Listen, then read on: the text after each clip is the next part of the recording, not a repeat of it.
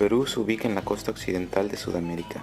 Limita con Chile, Bolivia, Brasil, Ecuador y Colombia. Más de la mitad del Perú se compone de selvas y bosques tropicales. A consecuencia, más de la mitad de los 30 millones de personas en el Perú viven a lo largo de la costa, mientras que la mayoría de los otros viven en la cordillera de los Andes.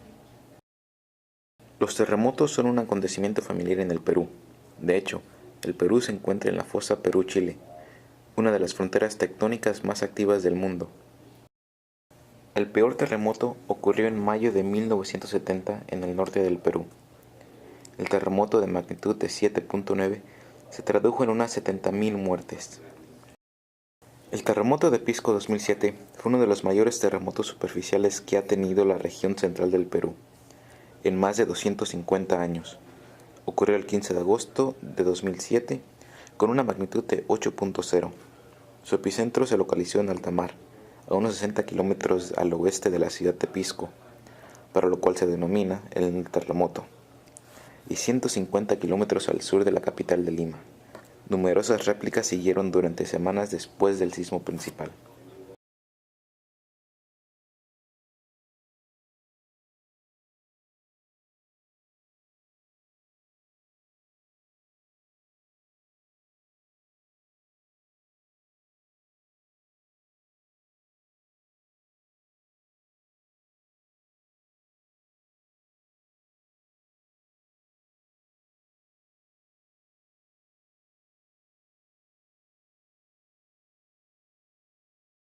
El terremoto consistió en dos temblores separados.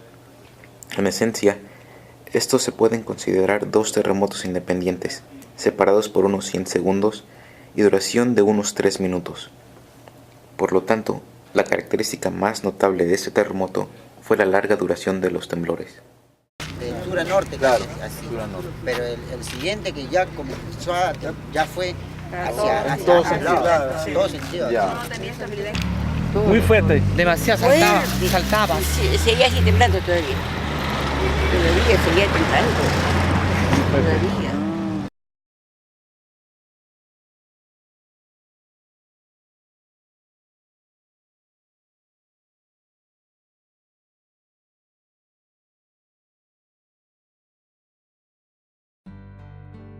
El terremoto de Pisco se produjo alrededor de las 6:40 de la tarde, una hora conveniente, ya que muchas personas estaban fuera y alrededor de las calles, lo que limitó el número de muertes. Había alrededor de 500 muertos y más de 1.000 heridos. Alrededor de 10 a 20 minutos después del terremoto, un gran tsunami de aproximadamente 4 o 5 metros de altura inundó la costa de la península de Paracas. Muchas personas no recibieron advertencias del tsunami, ni siquiera fueron conscientes del potencial peligro. Varias personas murieron como resultado. Además de un tsunami, el terremoto también causó deslizamientos de tierra y licuefacción importantes. Como resultado, muchas carreteras fueron dañadas, los cables de energía se cayeron y rompieron las tuberías subterráneas. Más extrema, sin embargo, fue el número de casas dañadas o destruidas. Viviendas de adobe es el principal tipo de estructura en el Perú. Ha sido un método de construcción tradicional y es el más barato y más asequible para muchos peruanos. Estructuras de adobe son muy vulnerables. Por ejemplo, en Pisco más del 80% de las casas de adobe se colapsaron o sufrieron graves daños. Total, más de 35.000 edificios derrumbados y dañó unos 4.200 edificios, dejando a unos 100.000 peruanos sin hogar. Adobe se compone de alrededor de 50% de arena, 35% de arcilla y 15% de paja. Estos materiales se mezclan con agua, después se ponen en un molde de ladrillo, los cuales se dejan secar por varios días. Cuando se usan para la construcción, los ladrillos son apilados uno encima del otro y luego se cubren con yeso. Estructuras de adobe no son adecuadas en zonas sísmicamente activas, porque son muy pesadas y tienen una resistencia muy baja. El nivel de daños sufridos por las casas de adobe en el terremoto de Pisco, Perú, es un claro ejemplo de su gran vulnerabilidad. El terremoto de Pisco es un recordatorio de la importancia de la construcción de estructuras seguras a terremotos. Dado que el adobe es un material de construcción muy económico, es importante que las técnicas adoptadas puedan fortalecer y reforzar las estructuras de adobe. El factor más importante es prevenir que las paredes se colapsen y así garantizar la estabilidad durante un terremoto.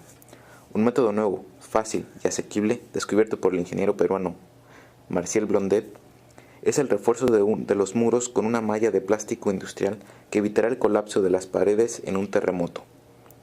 Otras técnicas incluyen el uso de un diseño compacto, tipo caja, la creación de una casa de un piso y apoyándose en una base firme.